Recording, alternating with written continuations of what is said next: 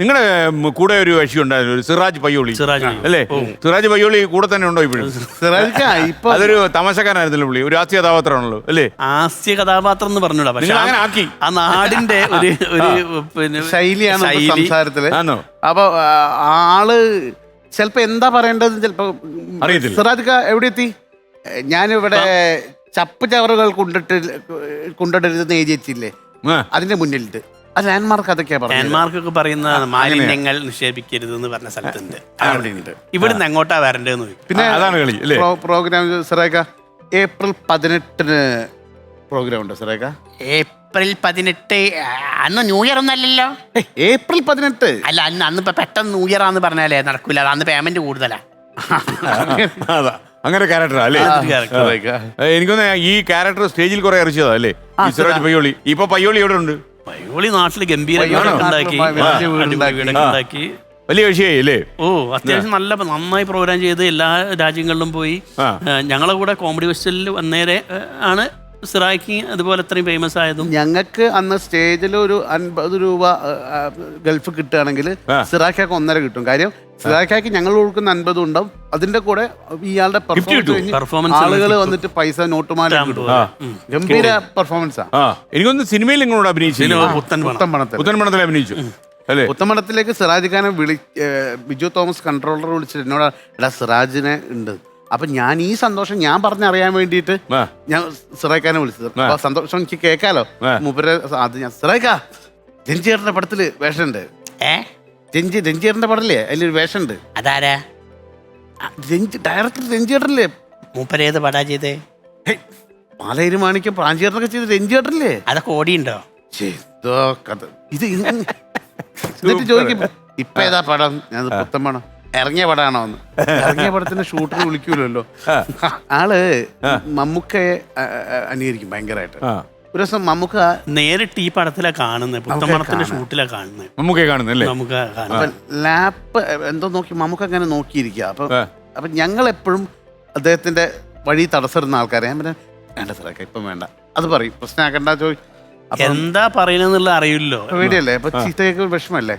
അപ്പൊ ഞങ്ങൾ പിടിക്കും. അപ്പൊ ഒരിക്കലും മമ്മൂക്കാനെ അവിടെ കണ്ടപ്പോ സിറാജിക്ക വന്നിട്ട് മമ്മൂക്കാനെ ഞെട്ടിക്കണം. മമ്മൂക്കയുടെ അടുത്ത് വന്നിട്ട് നിങ്ങളുടെ മകളെ ലോക്കൽ ചവിട്ടിക്കുന്നു, ഇതാണ് പറയാൻ ഗംഭീരായിട്ട് അനുകരിക്കും. ഗംഭീരാനുകരിക്കും. പക്ഷെ ഇത് പെട്ടെന്ന് മമ്മൂക്ക വേറെ ഏതോ ലോകത്ത് ഒരു സ്ഥലത്ത് ഇങ്ങനെ ഇരിക്കുന്ന സമയത്ത് പെട്ടെന്ന് ഇയാൾ ഇത് ലേപ്പാണ്, എന്തോ തലേ ദിവസം വാങ്ങിയ പുതിയ എന്തോ സംഭവമാണ് നോക്കിക്കൊണ്ടിരിക്കുക. ഞാൻ ഇവിടെ എത്തി പറയാൻ തുടങ്ങുമ്പോ സാറ് ഇങ്ങനെ വിളിക്കണം. അപ്പൊ ഫസ്റ്റ് വന്നു, ഞങ്ങളെ ശല്യക്കാരാരുമില്ല, പ്രശ്നക്കാരാരുമില്ല, നമുക്ക്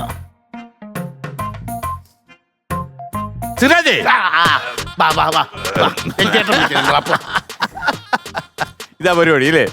ഇത് ഇയാൾ ഇങ്ങനെ പോയി പറഞ്ഞു കഴിഞ്ഞാൽ ലേപ്പും പോവും, എല്ലാ പരിപാടിയും പോകും, പെട്ടെന്ന് ഞെട്ടിപ്പോവല്ലോ. പറയാൻ ഉദ്ദേശിച്ച ഡയലോഗ് എന്തായിരുന്നു? നിങ്ങളെ മകളെ ലോക്കപ്പെട്ട് ചവിട്ടിക്കുന്നു, ഞാനല്ല. അത് ഏറ്റവും ലാസ്റ്റിലും വലിയ ടോപ്പിലായിരിക്കും. അമ്മയായിരുന്നു മേഴ്സി ചെയ്തത് ആ ഡയലോഗ് പറയാൻ വന്നത്. അത് പെട്ടെന്ന് പ്രതീക്ഷിക്കാത്ത ആള് കേൾക്കുമ്പോഴേ കുഴപ്പമായി പോയി.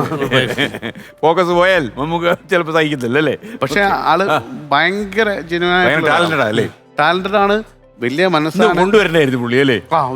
പുള്ളിയുടെ മുമ്പ് വെച്ച് ഈ കാര്യങ്ങളൊക്കെ ചോദിക്കായിരുന്നു നമുക്ക്. ഞാൻ ആക്സിഡന്റ് പറ്റി കിടന്ന സമയത്ത് അവിടുത്തെ ഡോക്ടറുണ്ട്. ഡോക്ടറോട് പറഞ്ഞ എല്ലാവരും ഇവരുടെ കയ്യിലൊക്കെയുള്ള പൈസയൊക്കെ എടുക്കുക.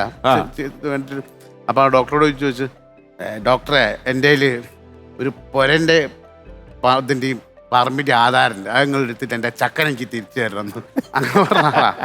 ഇതിനിടയ്ക്ക് ഹരീഷിനെ കുറിച്ച് നമ്മൾ ഓസ്ട്രേലിയ വെച്ചൊന്ന് ആലോചിച്ചായിരുന്നു. കാര്യം ഞങ്ങൾ ഓസ്ട്രേലിയ പോയിരുന്നു ലാലേട്ടൻ്റെ ഷോയ്ക്ക് കേട്ടോ. അപ്പോൾ നമ്മുടെ കുടുംബത്തോടൊക്കെ ഓസ്ട്രേലിയ ചുറ്റി നടന്നപ്പോഴാണ് ഒരാൾ പറഞ്ഞു, ഹരീഷ് വന്നിട്ടില്ല, ഹരീഷ് കാണാറുണ്ട്.